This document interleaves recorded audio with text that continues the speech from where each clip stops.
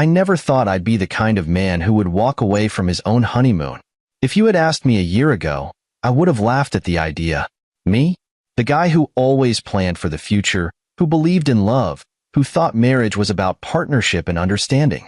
But life has a funny way of showing you exactly how wrong you can be.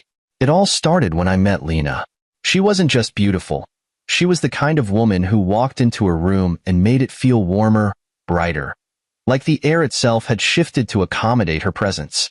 She was confident, ambitious, and had this effortless charm that made people want to be around her. From our very first conversation, I was drawn to her.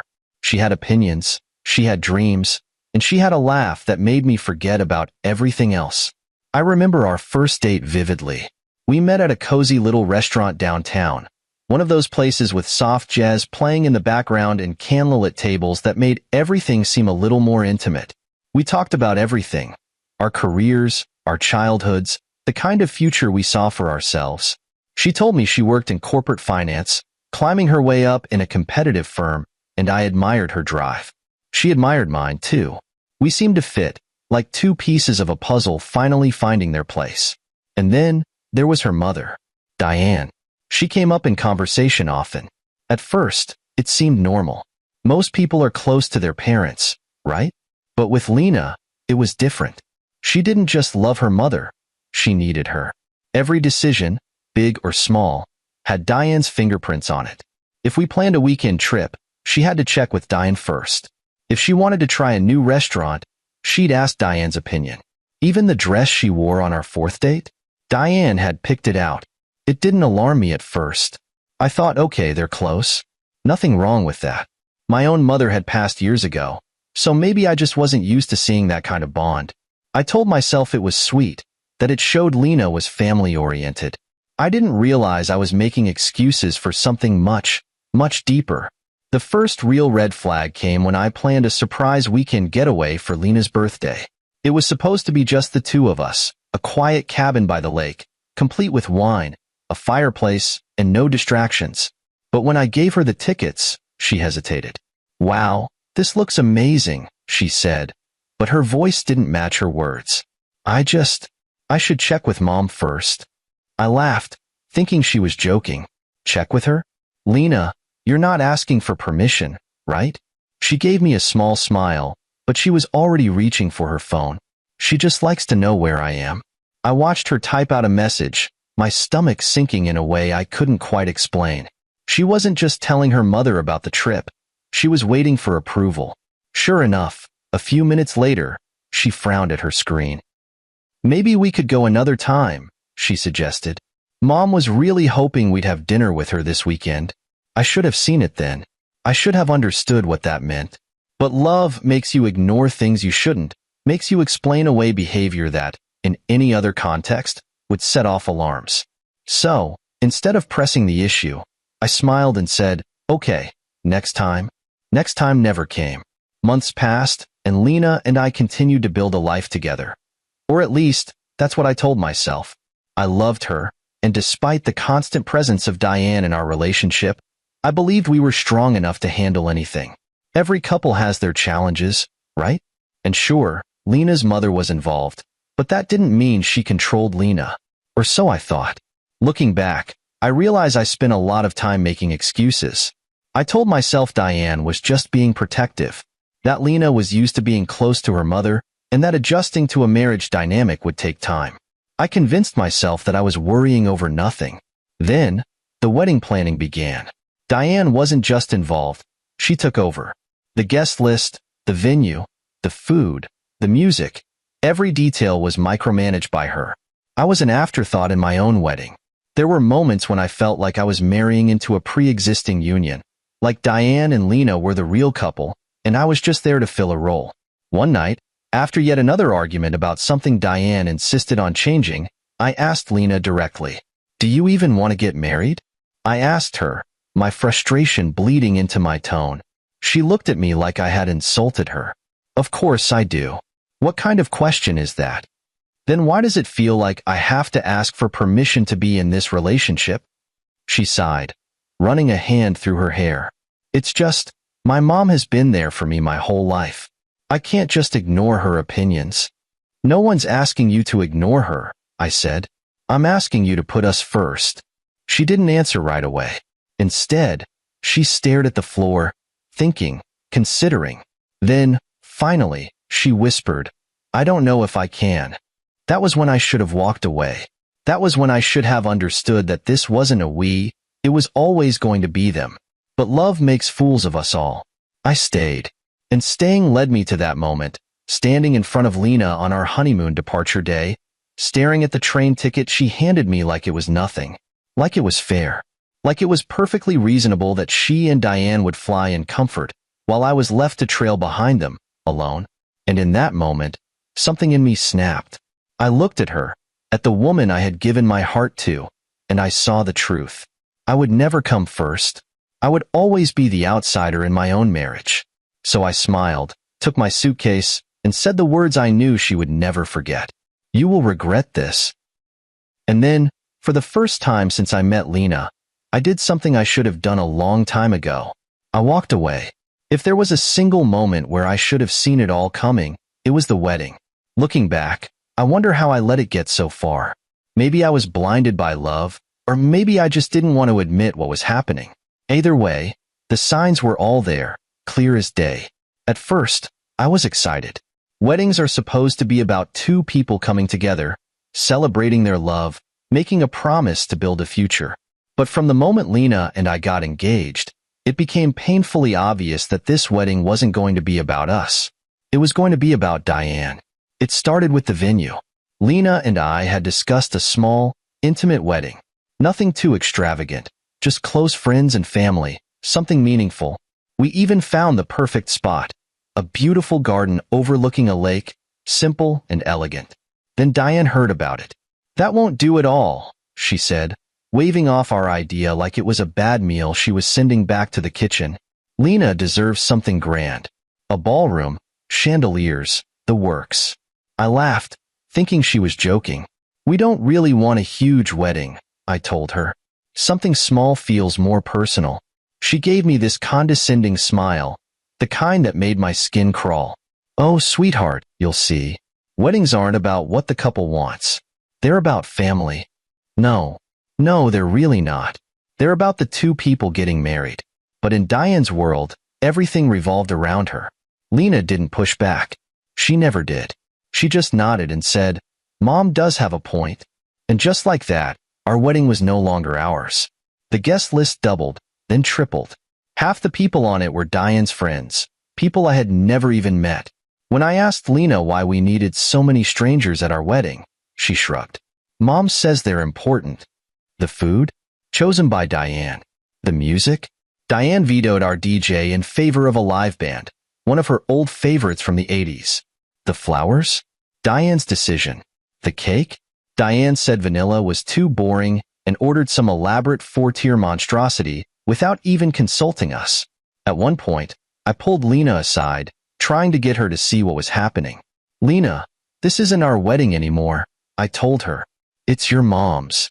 She sighed, already exhausted. It's just easier this way, she said. You know how she gets. Yeah, I did. But that wasn't the point. The real breaking point came when Diane inserted herself into the wedding party.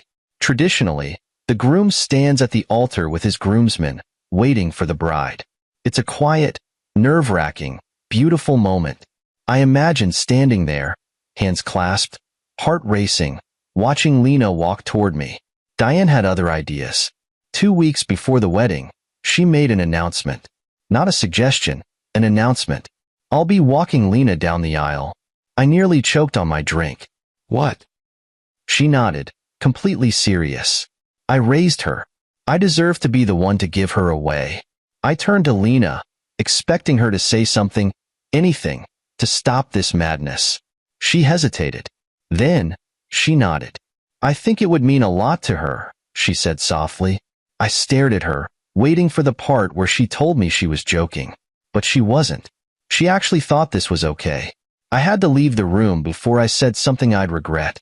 The wedding day arrived, and from the moment I woke up, I felt like a guest at someone else's event. I stood at the altar, watching as Lena walked toward me. Not with her father, Not with a sibling, not alone like a woman making her own choices, but with Diane clutching her arm like she was the one getting married. It was a show, a performance, a Diane production starring her, with Lena as a supporting character. I should have left right then, but I didn't. I told myself I loved Lena. I told myself we'd figure things out. I told myself it was just one day, that the real marriage would be different. I was a fool. The reception wasn't any better. Diane had inserted herself at the head table, right next to Lena, not sitting with the other parents, not mingling with guests, but right next to the bride as if she were the second half of the couple. Then came the speeches. My best man gave a heartfelt toast about friendship, about how he'd watched me grow into the man I was today. It was short, funny, touching, the kind of speech you remember. Then Diane took the mic. She didn't toast us as a couple. She didn't welcome me into the family. No, she spent 10 minutes talking about Lena's childhood, how she raised her alone, how they had been through everything together, how they were inseparable. My name was mentioned once, barely. To my daughter, my best friend, my soulmate, she finished, raising her glass. May you always be as happy as we've been together. I drained my champagne in one gulp. I remember sitting there, forcing a smile, feeling like a complete idiot. Lena had chosen her side, and it wasn't mine. I kept up appearances. I smiled for pictures. I kissed my bride. I played my part. But deep down, I knew this wasn't going to work. By the time we got to our honeymoon departure, I was already half out the door. I just didn't know it yet. Marriage is supposed to be a partnership. Two people choosing to build a life together, navigating the highs and lows as a team. I walked into my marriage with Lena believing that, foolishly thinking once the wedding chaos settled, we could finally focus on each other.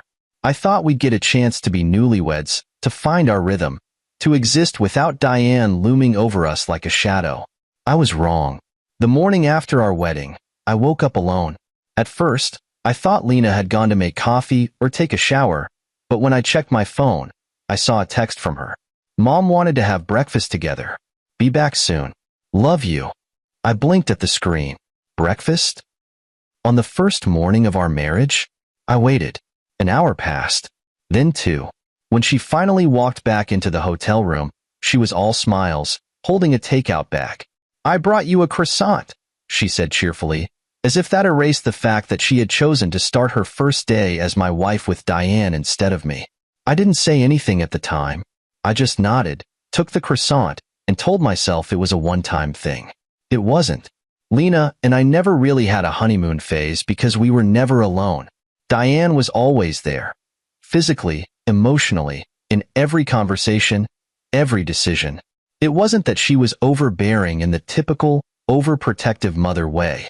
It was worse than that. She acted like she and Lena were still a package deal, as if Lena's marriage didn't change a single thing about their relationship. We moved into our new apartment, my apartment, which I had owned for years before meeting Lena. The first night, as we were unpacking, Lena's phone rang. She glanced at the screen, then at me. "It's Mom," she said, biting her lip. I exhaled. "You don't have to answer. We just spent all day moving. She can call tomorrow." She hesitated for exactly 3 seconds before picking up the call anyway. "Hey, Mom." "Yeah, we just finished moving in." "Oh, I miss you too." "What?" "No, I can't come over tonight, but maybe, oh, yeah, I guess I could swing by tomorrow morning." I stared at her as she agreed to go have breakfast with Diane. Again. "Lena," I said as soon as she hung up. "We just moved in. Don't you think we should spend some time together?" She sighed, sitting down on the edge of the bed. "I just don't want her to feel abandoned." "She's not abandoned," I said, struggling to keep my frustration in check. "You just got married. It's normal for things to change a little." She looked at me like I had suggested we cut off Diane completely. "She's been my best friend my whole life. I can't just ignore her now." "Who's asking you to ignore her?" I shot back. "I'm asking you to put us first for once." She frowned. "That's not fair." Fair. That word felt like a slap. Was it fair that we had barely spent a full day alone as husband and wife? Was it fair that Diane called constantly, that Lena dropped everything to answer? Was it fair that whenever I tried to express how this made me feel, I was painted as the unreasonable one. This became the pattern of our marriage. Mornings were interrupted by phone calls. Plans were changed because of Diane's needs. Anytime Lena and I wanted to make a decision, what furniture to buy, what restaurant to try, she had to check with her mother first. It didn't take long before Diane stopped even pretending to be subtle. One Saturday morning, Lena and I were supposed to go on a day trip to the mountains. I had planned everything: hiking, a nice lunch at a small cafe, some much-needed time away from the city. Then Diane called. "I need Lena to help me organize my closet," she said over the speakerphone. Lena glanced at me guiltily. "Mom, we were supposed to go hiking today." "Sweetheart, it won't take long. Plus, my arthritis has been acting up, and I really shouldn't be lifting anything heavy." Lena turned to me, eyes pleading. "I'll just be an hour, I promise." I clenched my jaw. Fine. An hour turned into 3, then 5. By the time she got home, the sun had set, and our entire day was wasted. She tried to smile at me. Mom and I ended up reorganizing more than just the closet. We did the whole bedroom. It was actually kind of fun. I didn't answer. I just nodded, walked into the bedroom, and shut the door. I started to realize something. Lena didn't think anything was wrong. To her, this was normal, expected. She wasn't struggling to balance her marriage and her mother because, in her mind, there was no balance to find.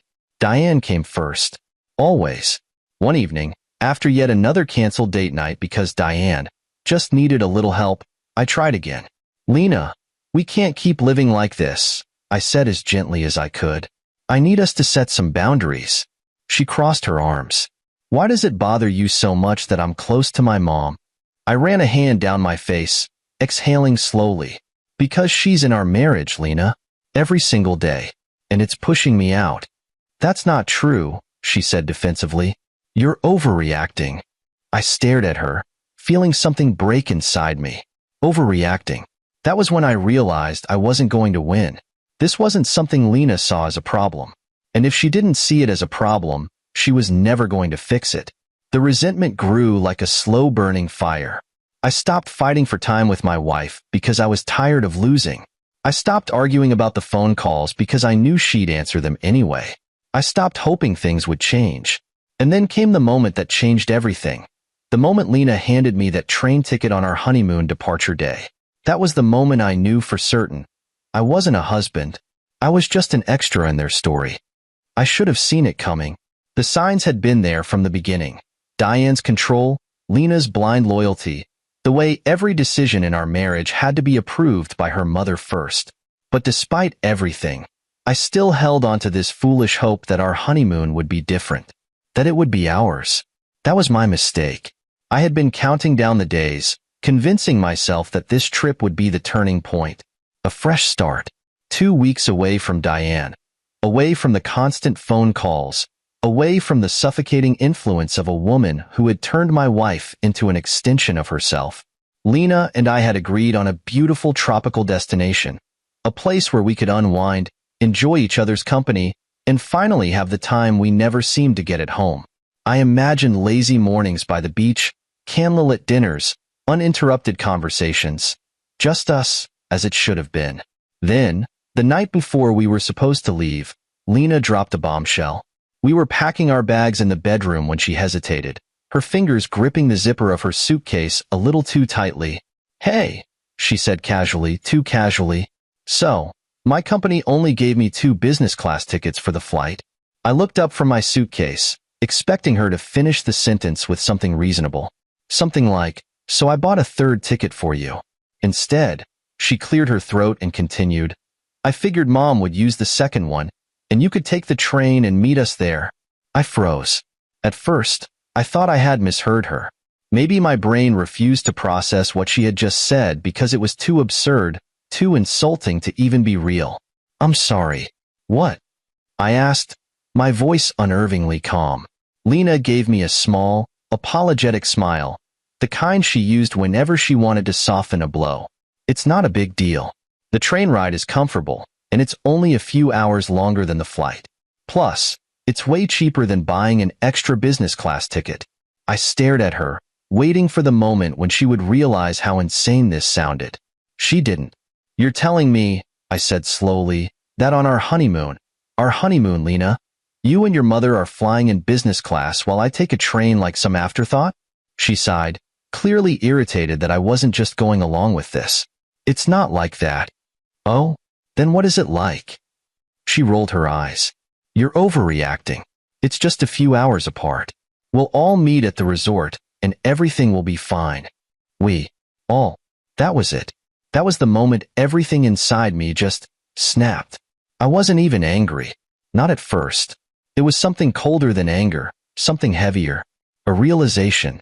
I had been holding on to an illusion, to a marriage that wasn't really a marriage. Lena wasn't my wife. She was Diane's daughter first, always. Every fight, every compromise I had made, every time I swallowed my frustration thinking things would get better, it had all been a waste. I exhaled slowly, gripping the handle of my suitcase. You will regret this, I said, my voice steady. Lena's expression faltered. What does that mean? I didn't answer. Instead, I zipped up my bag, pulled it off the bed, and walked past her. Where are you going? She called after me, finally sounding concerned. I paused at the door, looking over my shoulder. Somewhere I'm actually wanted. And then I left. The fallout.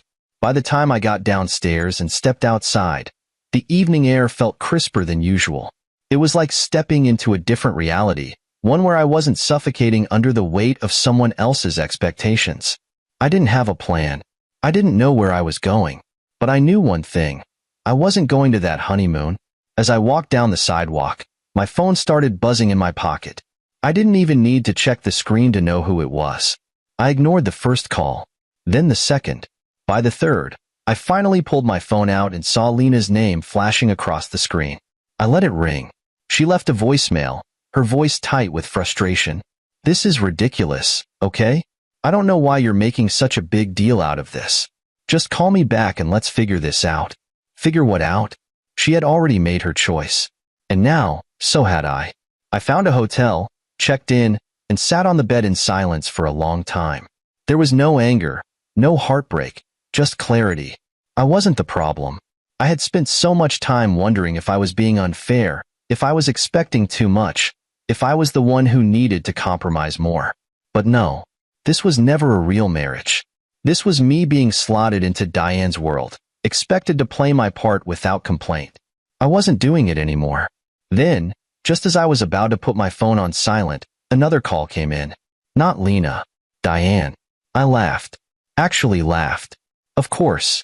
I let it go to voicemail. This time, she didn't sound frustrated. She sounded furious. You have some nerve, Diane snapped. Do you have any idea how embarrassed Lena is? You're acting like a child. Get over yourself, and come to the airport before you ruin this whole trip. I deleted the voicemail. And for the first time in a long time, I felt free. The moment of regret. The next morning, as I was checking out of the hotel, my phone buzzed again. Lena. I considered ignoring it, but something told me to answer. Before I could even say hello, her voice came through, panicked. I don't know what to do, she stammered. They overbooked the flight, and Mom's throwing a fit at the gate. She's causing a scene, yelling at the attendants. People are staring. It's bad. They might not even let us board. I waited, letting the silence stretch. Can you come? She finally asked, her voice small. I smiled. Not because I was happy about her distress, but because this was the moment she finally understood. The moment she realized she needed me. But the thing was, I didn't need her. I inhaled deeply, exhaled slowly, and said the only thing left to say. No, Lena. You can figure this out without me. And then I hung up. The best part about freedom is how light it makes you feel. The worst part? How much you realize you were carrying before you finally dropped the weight. The morning after I walked out, I woke up in a hotel room that wasn't mine. In a bed that didn't hold any memories of Lena. No scent of her perfume on the pillow, no sound of her voice in the background, no buzzing phone calls from Diane. Just silence. And God, did it feel good. I took my time getting ready, not checking my phone once. I didn't care what Lena had to say, not last night, and certainly not this morning. I knew exactly how things had gone down at the airport. Diane had probably thrown a fit when their flight got delayed or overbooked, barking at the airline staff like she was some kind of royalty, while Lena stood beside her, uncomfortable but too spineless to say anything. That was their problem, not mine. I showered, got dressed, and grabbed my suitcase, ready to head out and figure out where I wanted to spend my sudden, unexpected solo vacation. But the moment I reached for my phone, curiosity got the best of me. Missed calls, 8. Voicemails, 4. Text messages, 13. I smirked. That was fast. The first voicemail was from Lena. "Babe, please, can we just talk? I know you're upset, but you just left. I wasn't expecting that.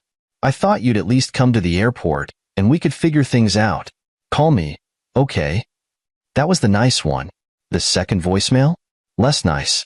"I don't understand why you're making such a big deal out of this. It was just a travel arrangement. It wasn't like I was abandoning you. You were still coming on the honeymoon." I rolled my eyes.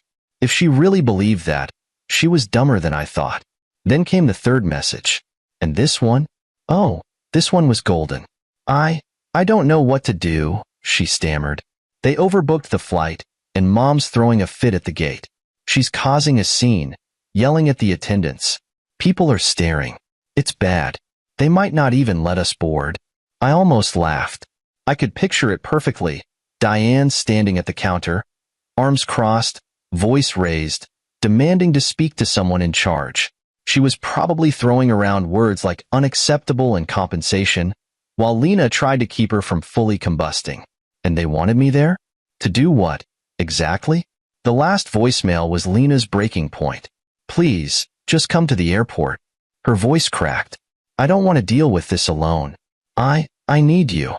I let out a slow breath. There it was. For the first time, she actually needed me. Not Diane. Me. But the thing was, it was already too late. I scrolled through the text messages. The first few were her trying to explain herself. Then came the "why are you ignoring me" texts. Then came the "we need to talk" ones. But my personal favorite was the one she sent just 20 minutes ago. "Lena, I don't know where you are, but this is not okay. You're my husband. You can't just walk away like this." I stared at the message for a long time, then typed out a response. "Me, you handed me a train ticket while you and your mom flew first class. I can, in fact, walk away." I didn't wait for her reply. I grabbed my suitcase, checked out of the hotel, and walked out into the world, a free man. Meanwhile, at the airport, Lena was unraveling.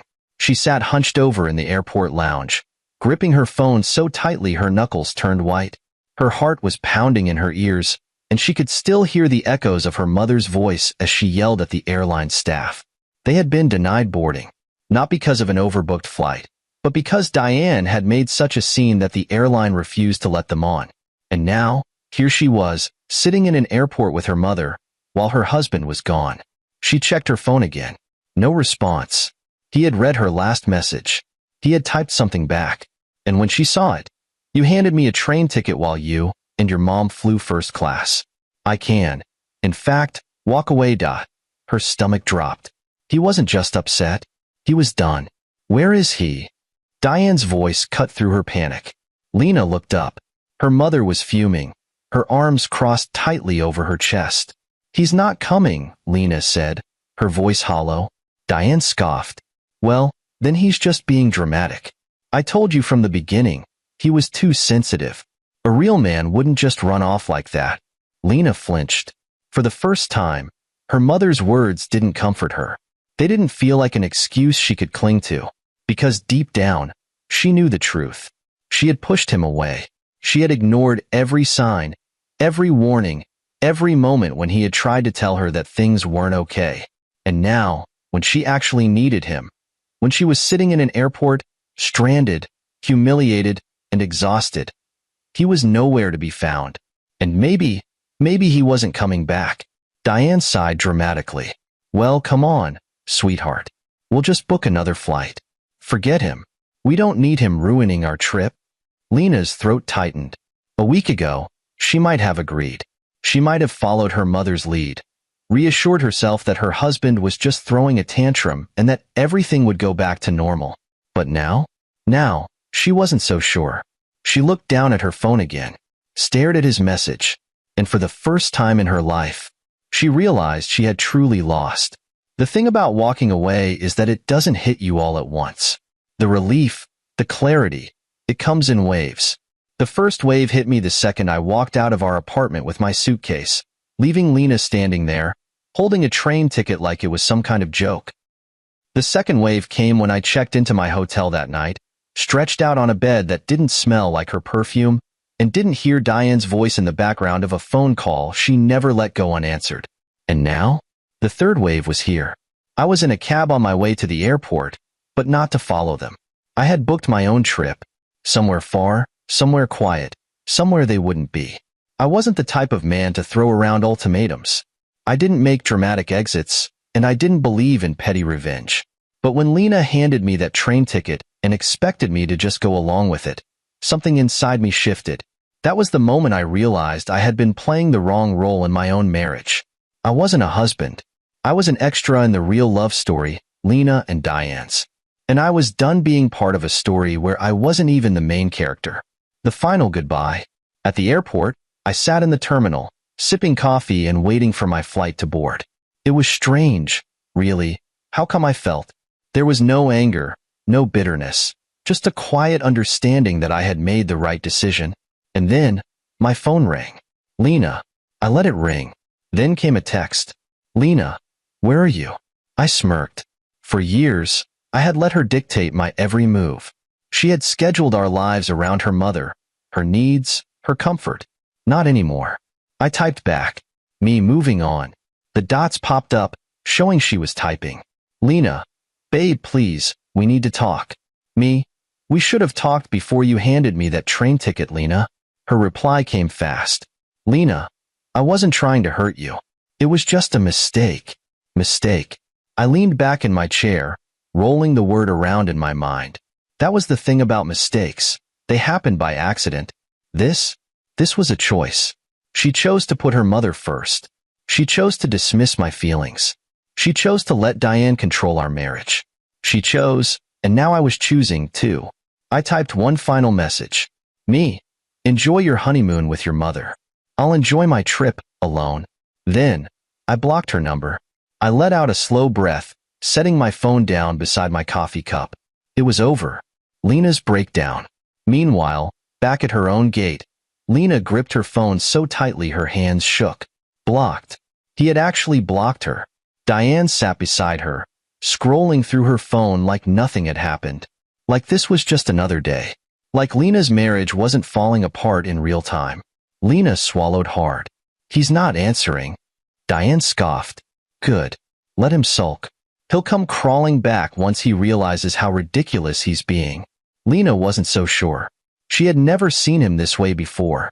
So calm, so certain. He hadn't shouted, hadn't begged, hadn't even fought for her. He had just left, like he had been ready to walk away for a long time. A lump formed in her throat. Mom, what if he doesn't come back? Diane sighed dramatically.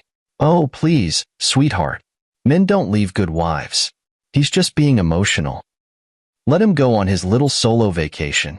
He'll get over it. Would he? Lena thought about their wedding, about how distant he had seemed when Diane had taken over. She thought about the countless times he had asked her to set boundaries with her mother, about the times she had ignored his frustration, dismissed his concerns. What if she had pushed him too far? What if this time, he really wasn't coming back? Her stomach twisted. She had always assumed he would stay. But what if she had been wrong? Freedom never felt so good. As my plane took off, I closed my eyes and let out a slow breath. This was the first time in years that I was doing something for myself. No compromises, no explanations, no Diane hovering over my shoulder like a ghost that refused to be exorcised. For so long, I had been bending, adjusting, shrinking myself to fit into Lena's world. But that was over. I looked out the window as the clouds rolled past, my mind already focused on the future. This wasn't the end. It was a new beginning. And for the first time in a long time, I was finally free. The thing about regret is that it doesn't hit you all at once. It sneaks up on you in quiet moments, in the spaces where you least expect it. And for Lena, That moment came the day she returned home, alone. The trip had been a disaster. After their flight had been delayed, thanks to Diane's tantrum, Lena and her mother had finally made it to the resort, but it wasn't the honeymoon she had envisioned. Instead of romantic dinners and long walks on the beach, she spent every moment with Diane, sitting in silence, picking at her food, staring at the empty seat across from her that should have belonged to her husband. But he wasn't there, because she had pushed him away. And now, as she dragged her suitcase through the front door of their apartment, the place felt different. It wasn't just empty. It was hollow, stripped of something vital. She dropped her bags by the door and called out instinctively, "I'm home." Silence. Her chest tightened. She had spent years assuming he would always be there, that no matter how many times she put her mother first, he would wait, that he would understand.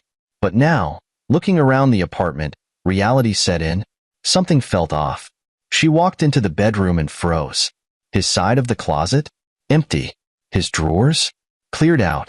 The books on his nightstand? Gone. Panic surged through her as she rushed through the apartment, checking every room, opening every cabinet, as if she would find some sign that he was still here, that he hadn't actually left. But he had. He had really left. Her legs gave out, and she sank onto the bed, gripping her phone with shaky hands. She dialed his number. The call didn't even ring. Blocked. Her breath hitched, and a sob clawed its way up her throat. Diane's reaction. When Diane arrived later that evening, she barely batted an eye at the situation. "Sweetheart, stop crying. It's not the end of the world." Lena lifted her tear-streaked face, her voice raw. "He left me." Diane sighed, shaking her head. "He's being dramatic. He'll come crawling back once he realizes how lucky he was to have you." Lena swallowed hard. What if he didn't? She had believed, for so long, that her mother was always right, that Diane knew best. But now? Now, she wasn't so sure. Her husband had warned her. He had told her over and over that this wasn't sustainable, that he needed her to choose him sometimes, that he needed to feel like he was a priority. And every single time, she had ignored him. Now, she was paying the price. Diane waved a dismissive hand. "Give it time. He'll cool off, and then you can talk some sense into him." But Lena wasn't so sure anymore. Her mother had never been wrong before. At least, not in Lena's mind. Diane had always told her that men were replaceable, that the only relationship that truly mattered was the one between them. And for so long, Lena had believed that. But now? Now she was beginning to see the truth. Her mother had never had a successful relationship. Her mother had never been married. Her mother had never been in love. So why had she let Diane control hers? A cold realization settled in Lena's chest. She had been so afraid of disappointing her mother that she had lost the only person who truly loved her. And there was no guarantee he was coming back. The next morning, Lena sat at the kitchen table, staring at her phone, debating whether to call from another number. Would he pick up? Would he even listen? She took a deep breath and texted his best friend instead. "Lena, I know he doesn't want to hear from me, but please, can you just tell me if he's okay?" A few minutes later, she got a reply. "Best friend. He's better than he's been in years." The words hit her harder than she expected. She had assumed he was heartbroken, that he was suffering just like she was. But he wasn't. He was happy, because she was no longer in his life. Tears spilled down her cheeks. She had convinced herself that he needed her, that he would always stay no matter how much she took him for granted. But she had been wrong. And now, she was alone. Over the next few weeks, the silence in the apartment became unbearable. Every morning, she woke up reaching for him, only to remember he was gone. She didn't delete his contact. She couldn't. She reread their old messages, stared at their wedding photos, tried to remember the last time she had truly made him feel loved. And she couldn't, because it had always been about Diane. One afternoon, she picked up the phone and called her mother. "I miss him," she admitted. "I think I really messed up." Diane sighed. "Lena, enough with this nonsense. You're better off without him." A long pause. And then, for the first time in her life, Lena asked the question she had never dared ask before. "Mom, have you ever been in love?" The silence on the other end of the line was deafening. Then, finally, Diane's voice came through, clipped, irritated. Love makes people weak. You don't need it. And in that moment, Lena finally saw her mother for who she really was. A woman who had never known love. A woman who had never truly been happy. A woman who had made sure her daughter followed in her footsteps. Lena had listened to her mother. She had trusted her. And now? Now, she was paying the price. Because her husband was gone. And deep down, she knew he wasn't coming back. There's something surreal about watching your life fall apart and realizing you don't miss it. Not even a little. I should have been heartbroken. That's what everyone expects after a failed marriage, right? To grieve, to doubt, to wonder if you made the right choice. But instead, I woke up every morning feeling lighter. No more walking on eggshells. No more competing with Diane for Lena's attention. No more feeling like a guest in my own life. For the first time in years, I was free.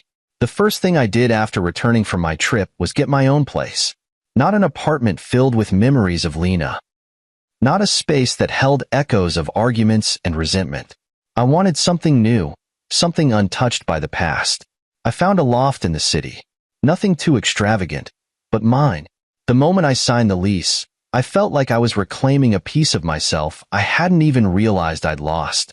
Decorating it was oddly therapeutic.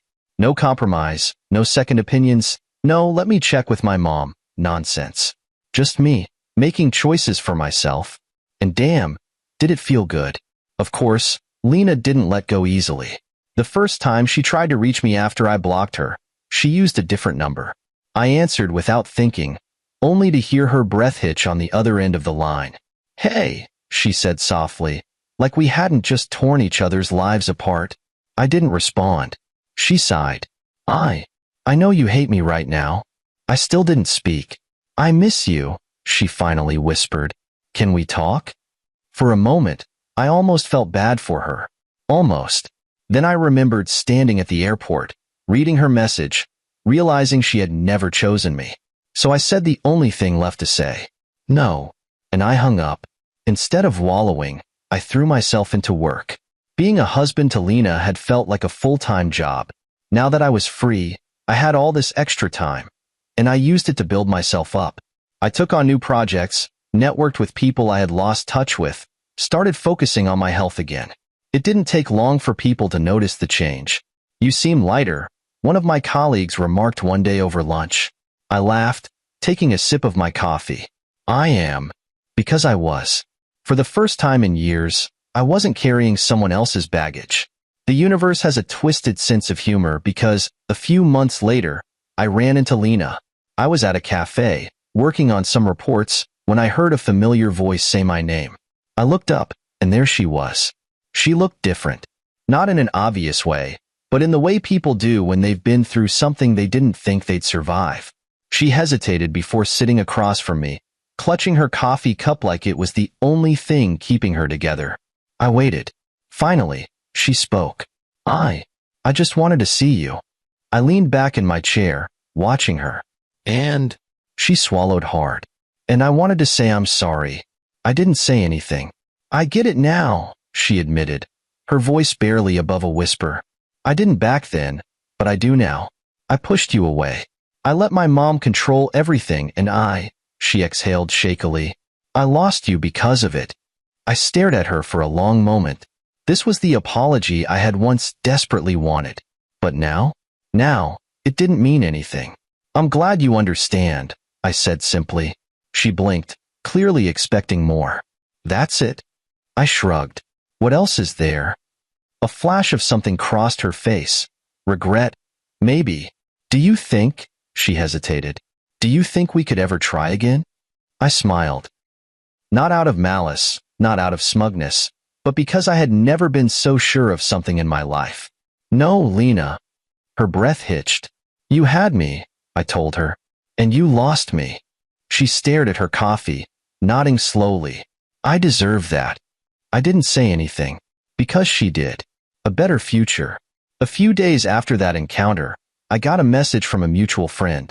Friend, just thought you should know, Lena's still living with her mom. If anything, They seem even closer now. I read the message, waiting for some kind of emotion to hit me. Regret? Sadness? Pity? Nothing. I typed out a quick reply. Me, that's not my problem anymore. And it wasn't. Because while Lena was still trapped in Diane's world, I had built one of my own. And for the first time in a long, long time, I was truly, finally, happy.